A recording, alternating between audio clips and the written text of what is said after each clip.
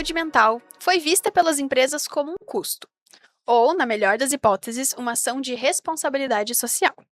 O relatório da McKinsey Health Institute aponta que a cada real investido no bem-estar dos trabalhadores, podem ser gerados até R$ 11 de retorno direto para as organizações, além de transformar ambientes, equipes e os próprios resultados das lideranças.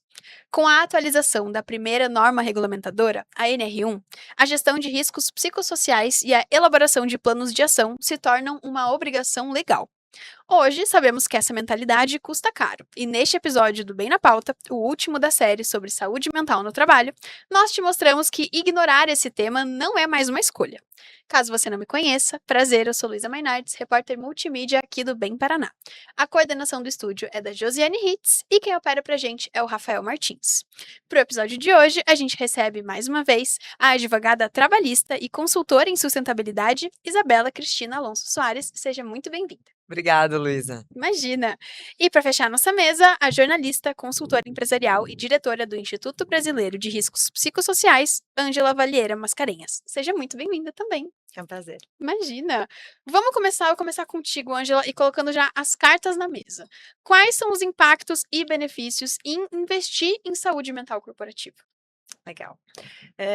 Nossa, são muitos benefícios, né? Se a gente for pensar, vou fazer um comparativo com uma máquina. Imagina que a gente tem uma Ok. fábrica e aí Uhum. nessa fábrica eu tenho máquinas. O que que eu preciso fazer para que essas máquinas operem bem? Eu preciso fazer a manutenção, eu preciso trocar o óleo, a peça, se ela é uma máquina que precisa de algum combustível, eu preciso colocar um combustível de qualidade. Tem um conjunto de coisas que eu preciso fazer para que essa máquina produza bem, opere bem, não dê nenhum problema, não dê engasgo, não Dure atrase a mais. produção, dure mais, né, fique mais tempo ali com a gente dentro da fábrica. As pessoas não são diferentes disso, né. Eu também preciso ter cuidado com elas e quanto mais eu cuidar das pessoas, melhor elas vão produzir, mais tempo elas vão ficar com a gente, menos probleminhas a gente pode ter. Eu Uhum. brinco às vezes com algum empresário, eu falo: "Você faz questão de colocar uma gasolina aditivada no seu carro, né, mas e aí? E com as suas pessoas, você também faz a questão, né, de dar Sim. para eles o melhor, para que eles rendam o melhor?" Gosto de comparar também com um time de esporte, time de futebol, por exemplo.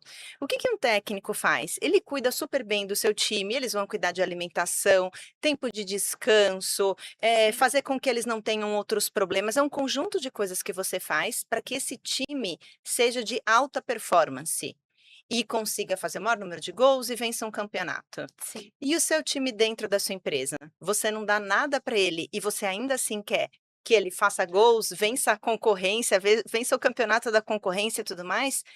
É um paradoxo e é óbvio, Sim. isso não vai acontecer. Então, para que a gente possa tirar no bom sentido, tirar da nossa equipe o melhor, Uhum. a gente precisa fornecer condições para isso, né. Perfeito. Então esse mesmo relatório da McKinsey, ele coloca que as empresas que investem em saúde mental, elas têm uma redução de absenteísmo de até 30%. Fui pegar minha cola aqui que eu não Bastante. lembrava o número Não, de tá cabeça. certo. 30% de redução de absenteísmo, aumento de engajamento 21%. Perdas de produtividade que a empresa tem com as pessoas, que vem do quê? Vem de turnover, vem do absenteísmo, tudo mais, consegue se reduzir até 77%. É Uau. muita coisa. Porque eu perco muito no turnover. Pensa, eu tenho uma pessoa fazendo uma função, ela vai sair. Olha o tanto de conhecimento que sai. Até eu fazer todo o ciclo de contratar uma pessoa nova, treinar, eu vou ter que deslocar uma outra pessoa da sua função para ajudar a treiná-la. Durante esse processo, tem outras pessoas que vão estar acumulando o trabalho dela. Tudo isso é perda de produtividade. Sim. Então, os resultados, os impactos são altíssimos, além da diminuição de processos trabalhistas, Uhum. de várias outras situações. E Bacana. assim, do fundo do meu coração, eu quero um mundo melhor, Sim, quem sabe? não quer, né? Exato. Eu acho que a gente está no momento de olhar para a pauta do clima, para a pauta do meio ambiente, para Uhum. tantas pautas que são importantes. A gente evoluiu tanto nos últimos anos com inclusão, com uma compreensão melhor das pessoas. Então a gente está no momento certo para isso. Sim.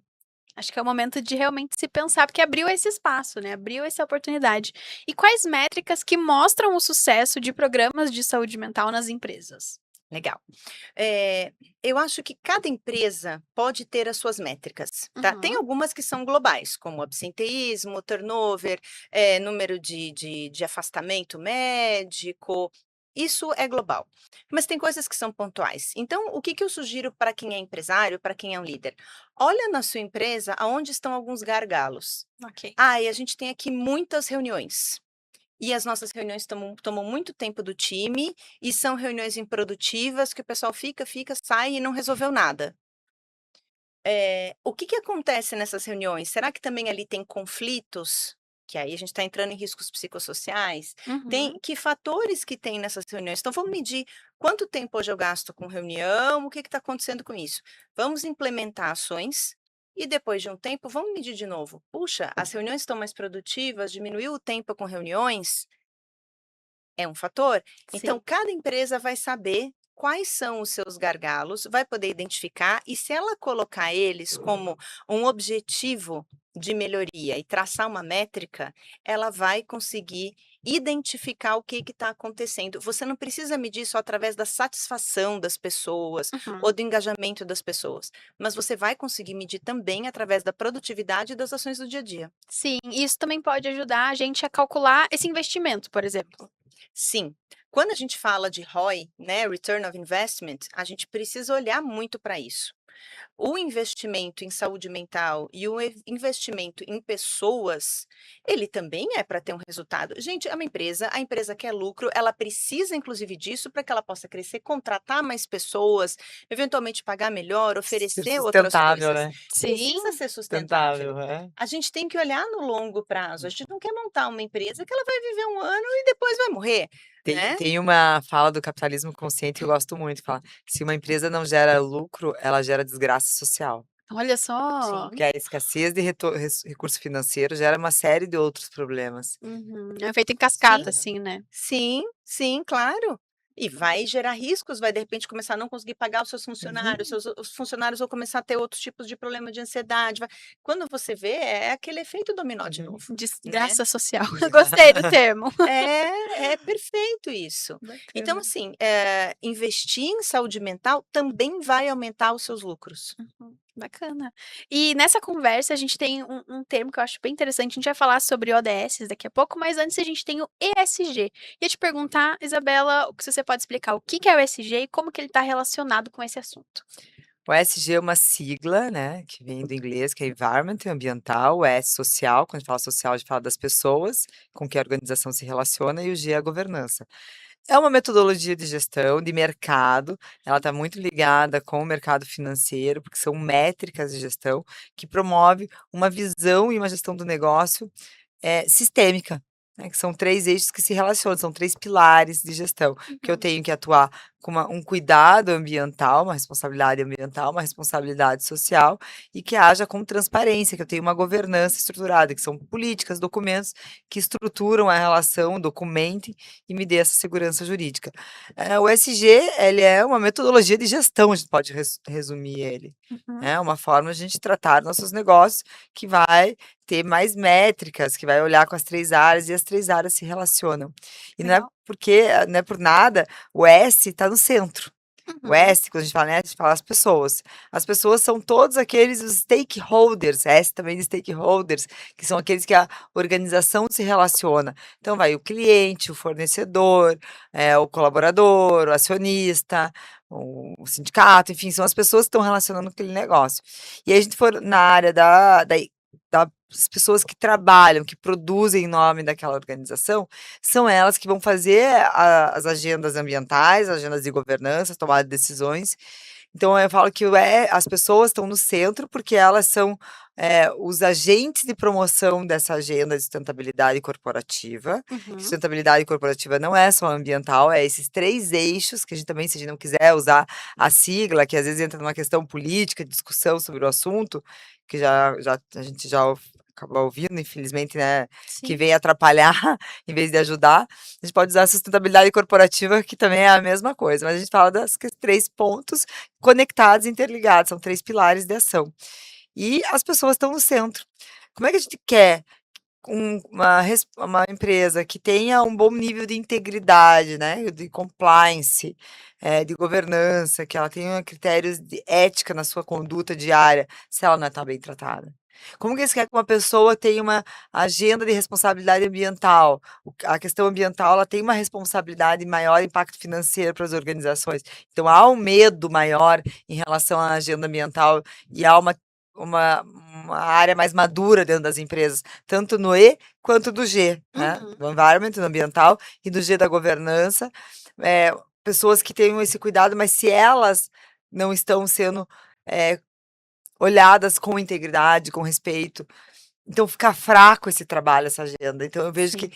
o início de uma agenda começa pelo entendimento das pessoas e seu empoderamento, esse processo de autoconhecimento. O ESG é um método que promove um autoconhecimento da pessoa jurídica, Sim. eu falo do PJ. Uhum. E para essa agenda ter uma força e gerar os benefícios que gera para a organização quando feito de forma genuína, com estratégia, ligado ao negócio mesmo, né? Core business, negócio que faça sentido para aquela organização, eu preciso das pessoas que sejam tratadas de uma forma coerente, para elas também se envolverem de forma coerente. E a NR1, ela vem ali bem no centro do bem-estar das pessoas para promoverem o bem-estar. Então, elas são os agentes dessa agenda, elas também são quem vão usufruir dos benefícios também dessa agenda, né? Então, entra nesse Sim. ciclo, assim. Sim, agora acho que deu para entender bem, assim, como isso tá bem no centro, né, a gente tem a pessoa no centro, NR1 ali junto para fortalecer esse pilar. E falando um pouquinho sobre as ODS, né, os Objetivos de Desenvolvimento Sustentável da ONU, a Organização das Nações Unidas, acho que muita gente já deve ter escutado esse termo, até na escola as crianças aprendem isso hoje em dia. Então, como que o cumprimento dos requisitos da NR1 contribui diretamente para o alcance desses objetivos que são tão importantes globalmente? Então, a gente tem, né, acho que vale explicar um pouco da agenda. A gente tem uma agenda que foi publicada em 2015. Ela é baseada lá nos princípios universais de direitos humanos, em vários tratados, enfim, ela tem toda uma base. Ela não foi criada do nada, né? Ela Sim. vem lá do monitoramento do IDH, com o desejo de uma circulação financeira para tratar os problemas sociais, ambientais e de governança e transparência do planeta, Uhum. para que os recursos circulem de uma forma que tratem as questões que são monitoradas por IDH, como combate à fome, erradicação da pobreza, saneamento básico, tipo, falando coisas muito elementares. Sim. E dentro da agenda, dentro dos 17 objetivos, a gente tem dentro dele o ODS 3, que fala de saúde e bem-estar.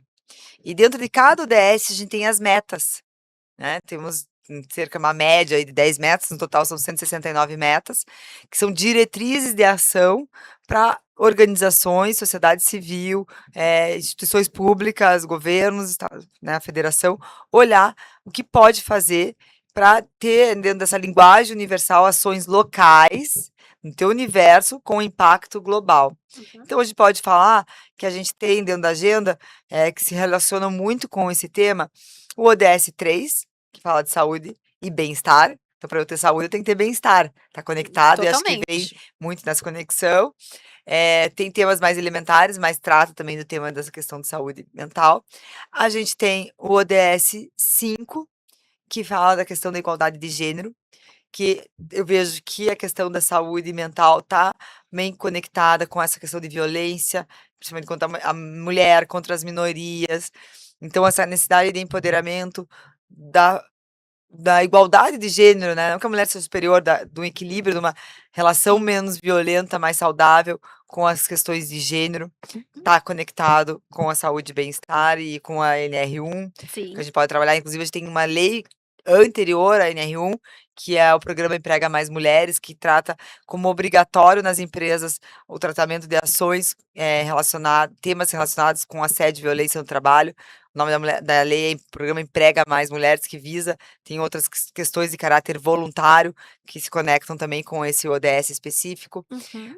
A gente vai falar, todos os ODS meio que tem uma relação, mas que eu vejo que é Sim. mais forte é o 3, o 5, a gente pode falar do 15, do 13, relacionado com as mudanças climáticas, Com certeza. porque isso também dá uma ansiedade climática. Hoje, quando chove, a gente não começa a dar uma angústia, será que onde você vai escolher uma casa para morar? Qual que é a chance de ter uma enchente aqui, de dar uma chuva fora do normal? Como que vai ser aqui as condições? Sim. Então, isso tá mexendo com as pessoas, é uma prioridade da agenda também, e eu vejo que conecta com a questão da saúde mental, porque, eu vejo que é um caminho que a gente tem para tratar o assunto. A conexão com a natureza, não só pelo medo do que está vindo, da incerteza, do controle, né, porque é a falta de controle que nos deixa tão inseguro, é a questão também da gente poder se conectar como agente, de melhorias nesse processo, de Uhum. empoderamento, né, então o poder de agir local. E aí a gente vai para o ODS 16, que eu também vejo uma relação forte, que é o ODS 16 trata de justiça e paz. Né, que trata da governança, que trata especificamente do compliance. Sim. Então tem uma estrutura de governança que tenha clareza, que seja as pessoas tratadas com integridade, respeitado a integridade, a ética. E aí a gente também tem o 17, que seria o último a nível global dos ODS, que trata das parcerias. Então, não é uma ação que vai ser resolvida de forma isolada, que a organização sozinha vai resolver. Ela precisa de outros agentes, ela precisa de apoio público, ela precisa de tratamentos, sociais, de condições do transporte público, que também impacta na questão da saúde mental. Sim. Enfim, são ou problemas das cidades, ODS 11, a gente podia também trazer nessa pauta. Sim. E aqui no Brasil, foi publicado recentemente o ODS 18, que trata da questão das etnias. Então, né, Bacana. da diversidade, que vai tratar dos povos originários, dos afrodescendentes, Uhum. que é entendeu-se por ser local aqui no Brasil, essa necessidade de a gente olhar para a gente ter uma agenda de sustentabilidade. E esses temas, eles se conectam entre eles. Aqui eu trouxe os principais que eu vejo hoje Uhum. sendo olhados e trabalhados dentro das organizações. E essa agenda, dentro das suas metas, ao você ler elas, você tem insights e referências para criar seus próprios indicadores. Uhum. Então, para você construir o teu plano de ação, com a possibilidade de você atender uma norma e você agir localmente, onde é o teu maior poder de impacto, e ainda contribuir globalmente. Então é essa a oportunidade. Ela é uma framework, né, a Agenda 2030 que eu vejo, que se alinha com todas as normas ISOs, com a Constituição Federal. Eu já fiz um estudo debruçado sobre ela, de muitos anos, né, desde 2016 eu estudo com técnicas mesmo essa agenda para entender, a sua relação com as processo normativo do país, Uhum. e vejo que ela vem sim nos ajudar, e de uma forma de um caráter voluntário, né, então tipo, é inspirador, eu não tenho essa obrigatoriedade com o que está lá, mas eu posso ler e fazer uma releitura dentro da minha realidade, é uma lente. Sim, sim, acho que nem a gente falou em outros episódios, é mais um mapinha, né, mais um indicador pra gente conseguir ter uma direção, né, realmente em questões tão complexas como essas e como variam, né, de país para país, e aqui no nosso país a gente pode adaptar para que isso funcione, né. Ia perguntar, agora a gente tá seguindo, são 4 episódios, né, a gente tá encaminhando para o final do 4º episódio, e realmente a gente conversou bastante, e acho que algo que todo empresário, enfim, liderança, todo mundo que tá pensando sobre o assunto, tá tentando resolver na sua cabecinha é um caminho. Acho que esse que é a busca, né, eterna, que a gente busca por um caminho. Vou perguntar pra ti primeiro, Ângela, mas pode ficar à vontade para complementar se quiser, Isabela. Quais ações práticas, indicadores, provas, enfim, podem ser implementadas para transformar investimento em saúde mental em vantagem competitiva, uma vantagem competitiva mensurável e que realmente possa ter uma diferença ali na vida daqueles trabalhadores e, enfim, na própria empresa, né, no próprio desempenho da empresa. Começar olhando, a empresa de uma maneira mais ampla e mais sistêmica. Analisar se os dados que você usa para gerenciar a sua empresa são realmente os melhores dados ou não. Às vezes as pessoas fazem ali o uso de um data analytics e tal, muito pautado em um padrão de mercado, em algo que elas aprenderam em algum lugar, e às vezes elas só estão olhando produtividade, custo, lucro e coisas muito simples, Sim. né? Então, se despir um pouco daquilo que você já está acostumado a fazer e pensar que outras formas eu tenho de olhar para o meu negócio com uma visão holística, ou seja, uma visão que ela é integral, que ela é 360 e que ela vai envolver tudo isso. Bacana. Que ferramentas eu tenho para me apoiar? né? O quanto a gestão de riscos psicossociais vai me ajudar nisso, o quanto participar de grupos com outros empresários ajuda nisso. Lá no Instituto a gente faz grupos também com RHs e as pessoas trocam, né? Ouvir mais o seu RH, porque a gente atende tanto, às vezes, RHs que estão com iniciativas fantásticas, e às vezes você tem alguma outra área, não, mas isso é um custo, mas isso não precisa, mas isso não sei o quê.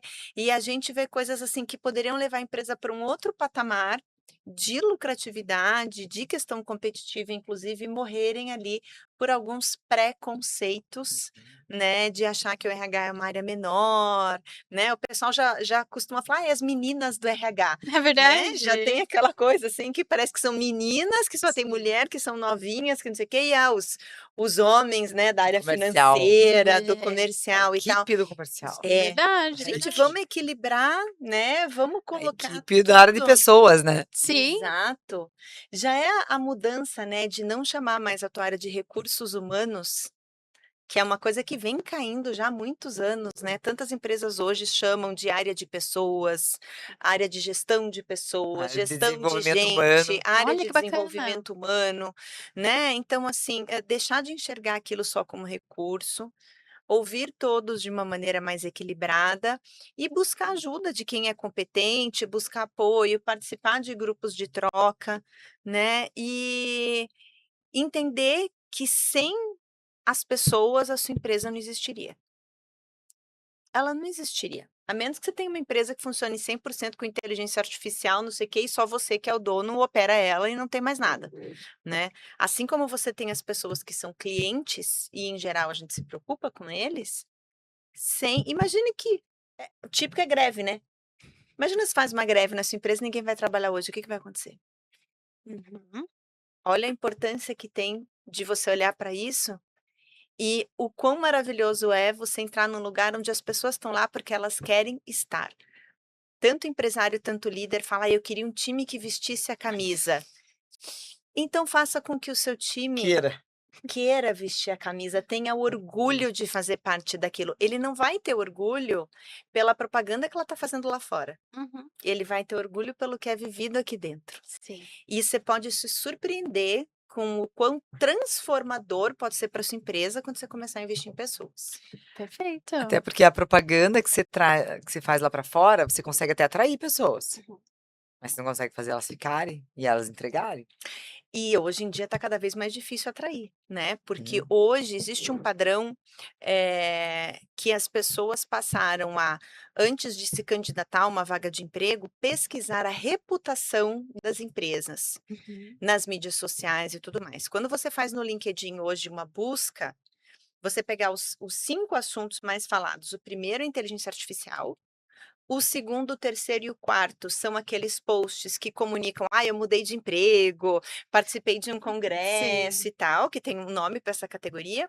O quinto é saúde mental ligada à reputação de empresa, são pessoas falando como é ou não é trabalhar dentro daquela empresa. Olha só. E a gente tem vivido muito RHs contando: "Está difícil atrair talentos para trabalhar na nossa empresa, porque eles têm visto a reputação", e existem sites específicos de reputação, né, tem mídias sociais e tudo Cada vez mais. mais informação, né, Não, disponível.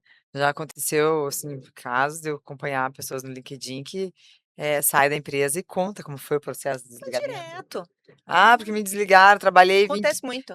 13 anos na empresa, fui desligado por uma mensagem no celular ou uma ligação, uma pessoa que eu nunca vi na Sim, vida na câmara, no sim. meio de um processo que eu estava, enfim, e aí isso vai botando a empresa na Sim, imagem. tem até aquelas, já vi também da pessoa receber a notificação do aplicativo da carteira de trabalho, que foi Frigobar. desligada antes Sim, de ter acontece sido muito. notificada, então, E né. aí a gente está falando de employer branding, que é Isso que eu uma ia coisa falar. que se Olha, fala que cada vez mais interessante. hoje. É, Conectadas. é. A marca empregadora. É, a marca empregadora, que é algo que se fala cada vez mais hoje. Hoje a empresa ela não se posiciona no mercado só para os clientes, ela se posiciona também para os colaboradores, Uhum. porque principalmente as gerações mais novas, eles não aceitam trabalhar em um ambiente que não seja um bom ambiente, e mesmo as gerações mais experientes, que já viveram situações ruins, que passaram por burnout, passaram por crises depressivas por conta do trabalho, eles também não querem mais trabalhar em empresas assim. Sim. Então, o diferencial competitivo também está nos talentos que você vai ter dentro do seu negócio. Perfeito. Tem, assim, alguns setores específicos que são mão de obras que necessitam de muito treinamento. Uhum. E aí a empresa há um investimento de treinamento ou atividade da empresa, enfim, que demanda aquele treinamento. E há aquela questão de pega o teu, você treina e o mercado vai lá e pega aquele profissional que você treina. Isso a gente escuta muito, né, dos clientes, dos empresários. Ah, porque a gente investe em treinamento. Mas o quanto você investe em treinamento, você está olhando para trabalhar a tua marca empregadora, então tem sido um argumento e um trabalho que eu tenho desenvolvido com alguns clientes, para a gente trabalhar a marca empregadora, para que haja os benefícios sejam reconhecidos e percebidos. Então, um programa de gestão de risco psicossocial, ele ajuda nesse trabalho de employer branding, de retenção, né? retenção, de você trabalhar a tua marca empregadora. E aí você está falando de um nível estratégico, né? Tipo, eu vou trabalhar com uma equipe para buscar esse objetivo que é reter a minha equipe que eu tô treinando e tô formando pro mercado. Sim, faz sentido. Meninas, para finalizar, eu tenho uma pergunta um pouco mais reflexiva, né?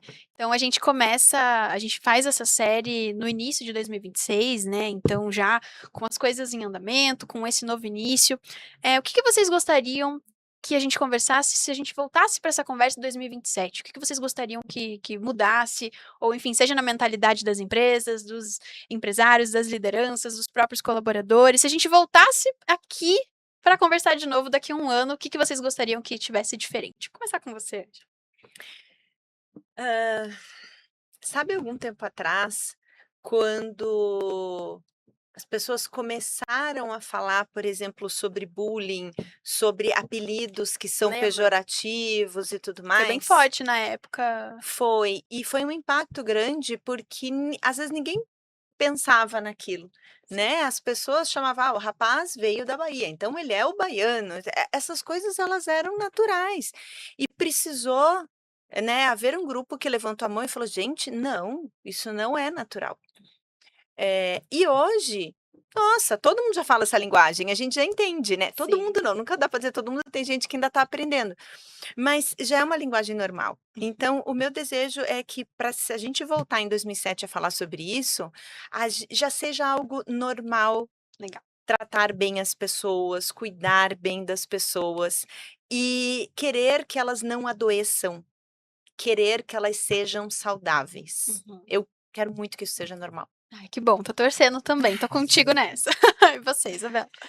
Eu quero que eu penso até ontem eu estava falando, fazendo um planejamento 2026, já começamos a falar 2027, né, de uma organização, e a gente eu falei: "Nossa, mas já tô falando em 2027, calma aí". E pensando nisso, assim, como esse processo de entendimento que essa experiência das empresas nesse ano de 2026, fazendo esse processo de adequação, que nessa virada para 2027 esteja confirmado que foi legal, porque no começo não vai ser fácil. Sim.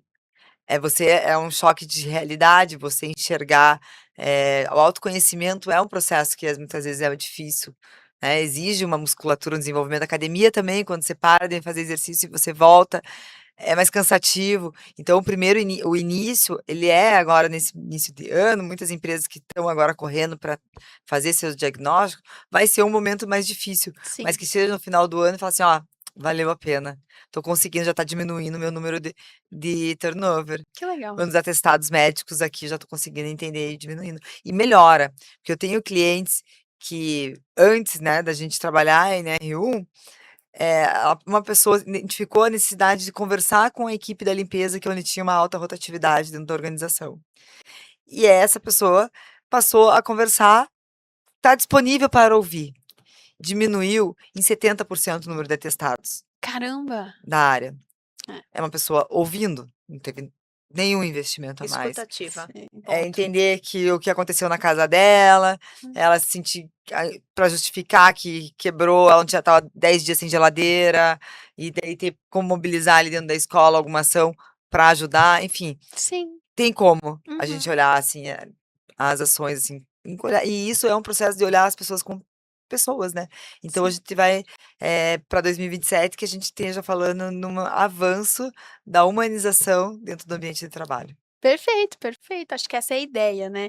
E, bom, para finalizar, vou fazer um agradecimento individual, porque a gente viveu uma maratona, né, na produção desses episódios. Então, primeiro contigo, Ângela, muito obrigada por ter participado. Você não mora aqui em Curitiba, né, Não, moro em então São Paulo. pois é, então foi um prazer poder te receber. Realmente gastou aí um tempo para poder estar aqui com a gente, então obrigada, viu. Foi um prazer, eu amei. É muito bom. Imagina. E obrigada, Isabela, que eu acho que devo fazer um agradecimento ainda mais especial, porque foi quem trouxe essa Provocou. ideia pra gente, quem trouxe, quem veio, a gente fez reunião, conversou sobre o assunto, planejou e estamos aqui. Então, obrigado por ter feito esse pontapé aí pra gente estar aqui hoje, acho que foi essencial. Obrigada. Obrigada, Luísa, obrigada aí o pessoal do Bem Paraná, que sempre abre as portas para a gente falar de temas tão importantes para a sociedade como um todo, né. É Parabéns isso pelo aí. trabalho de vocês. Imagina.